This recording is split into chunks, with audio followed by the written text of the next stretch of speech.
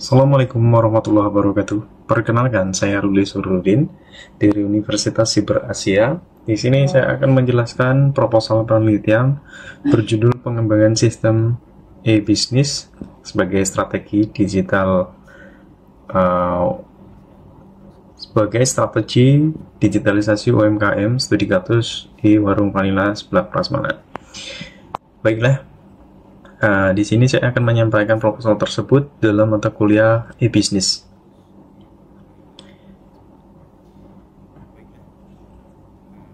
Selanjutnya, ringkasan dalam penelitian itu sendiri yakni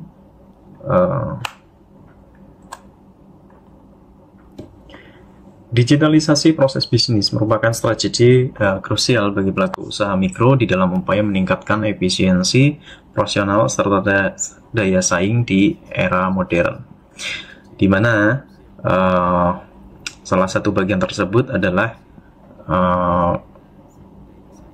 usaha kecil di warung yang ada di sekitar komplek kami. Sehingga saya mengangkatnya menjadi sebuah topik yang menarik, menjadi sebuah bahasan di dalam materi mata kuliah e-bisnis ini, yakni Warung Vanila adalah salah satu bagian dari hal tersebut.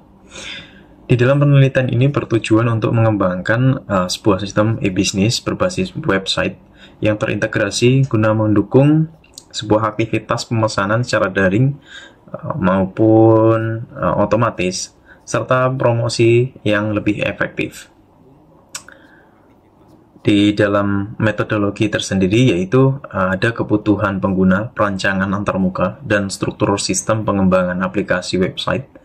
Kemudian di sana ada proses evaluasi terhadap sistem yang dibangun. Di dalam proposal ini sendiri, luaran yang ditargetkan yaitu mencakup terbentuknya sistem e-bisnis yang efektif dan dapat diakses oleh pengguna dan administrator. Selanjutnya, di dalam proposal ini sendiri, latar belakang membahas terkait Warung Vanila adalah UMKM kuliner yang ada di Karawang, kemudian menyediakan sebuah jajanan berupa seblak, kemudian dengan konsep prasmanan.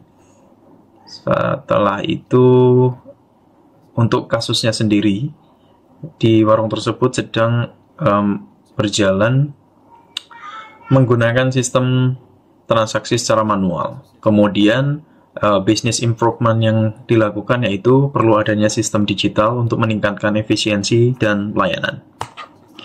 Selanjutnya, dalam konteks latar belakang sendiri, sebenarnya hampir semuanya sudah dibahas di slide sebelumnya, yakni lebih terperincinya di sini terletak di Kota Karawang untuk warung yang menjadi subjek penelitian itu sendiri. Kemudian melihat kondisi yang ada bahwa kasus tersebut dapat dijadikan sebuah objek penelitian dan nantinya akan diajukan proposal ini yang bertujuan untuk membuat sebuah perbaikan dari sistem penjualan yang ada sehingga dapat meningkatkan efektivitas penjualan. Singkatnya, sistem ini dibangun bertujuan untuk mendukung proses e-bisnis. Selanjutnya ada tinjauan pustaka. Di dalam tinjauan pustaka sendiri, yakni ada 3 poin, yang itu efisiensi, digital marketing atau promosi, kemudian business supporting. Dalam efisiensi, e-bisnis sendiri meningkatkan efisiensi dan layanan pelanggan. Kemudian untuk media sosial di sini digunakan sebagai media digital marketing, dan di website tersebut nantinya akan digunakan untuk menyampaikan promo-promo, kemudian iklan dari penjualan, serta strategi digital untuk mendukung UMKM di dalam persaingan bisnis yang termasuk dalam business supporting. Dalam tinjauan pustaka, di sini ada beberapa rujukan yang digunakan dari jurnal-jurnal sebelumnya. Di sini saya menggunakan rujukan, ada beberapa kutipan juga di dalamnya. Salah satunya yaitu menurut Elvarosa et al. 2025, rujukan pertama yaitu e-bisnis terus berkembang, terutama dalam sektor logistik, forwarding, namun juga relevan untuk UMKM karena mendorong efisiensi proses dan penggunaan teknologi berupa teknologi baru seperti AI, blockchain, dan IoT. Dari penggalan kutipan tersebut, sebenarnya yang saya maksudkan di sini adalah bahwa sebenarnya e-bisnis ini sangat memungkinkan untuk mengembangkan suatu bisnis, misalnya UMKM tersebut. Sehingga tema yang saya ambil ini sangat relevan dan sangat linear dari mata kuliah yang dipelajari saat ini. Kemudian kajian literatur tersebut dapat disimpulkan bahwa penerapan e-bisnis ini pada UMKM khususnya juga dapat meningkatkan loyalitas pelanggan sehingga penjualan dapat ditingkatkan. Kemudian ada metode penelitian. Sistem yang dirancang nantinya akan menggunakan sistem SDLC. Kemudian tahapannya sendiri dimulai dari planning, yakni meliputi sebuah proses perencanaan, apa saja yang akan dilakukan di dalam proyek tersebut. Kemudian langkah yang kedua, sistem analisis, yaitu melakukan analisis kebutuhan sistem secara terperinci. Hasil analisis kemudian dituangkan dalam sebuah dokumentasi spesifik sesuai dengan kebutuhan atau requirement sistem yang akan dibutuhkan. Selanjutnya, sistem desain atau perancangan sistem berfokus pada antarmuka atau interface, UI atau UX. Di sini tentunya akan melibatkan perencanaan dari desain tampilan untuk penggunanya. Selanjutnya, setelah sudah dibuat sebuah desain sistemnya, kemudian dilakukan sebuah pengodean, yaitu melalui proses development atau pengembangan sistem. Di tahap ini bisa dilakukan dengan proses pemrograman menggunakan teknologi website, yang kemungkinan yang akan diambil adalah HTML atau JavaScript, bisa juga dengan PHP. Kemudian untuk database-nya menggunakan MySQL. Kemudian setelah develop sudah selesai, dilakukanlah sebuah testing atau uji coba. Ini untuk memastikan bahwa sistem yang dibuat itu sudah siap berjalan sesuai dengan kebutuhan dan minim kesalahan atau minor bug. Selanjutnya, setelah 5 tahap tersebut sudah dilalui, kemudian proses final yaitu implementasi and evaluation. Implementation and evaluation ini sangat menentukan dan dapat digunakan sebagai judgement apakah sistem dianggap layak, kemudian dapat digunakan secara langsung go live. Penggunaan sistem akan dievaluasi melalui kuesioner dari para pengguna dan administrator.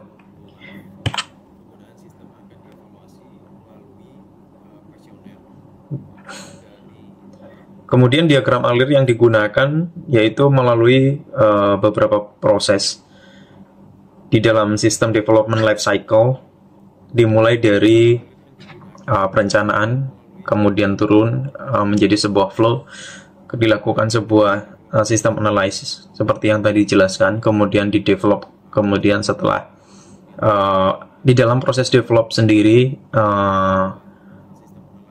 kemudian dilanjutkan dengan proses testing atau pengujian, di mana ketika ada di dalam proses pengujian, ketika ditemukan sebuah bug atau kesalahan, kemudian akan dilakukan kembali sebuah improve atau pembetulan di dalam sistem tersebut. Jika kondisinya memang sudah bagus, seharusnya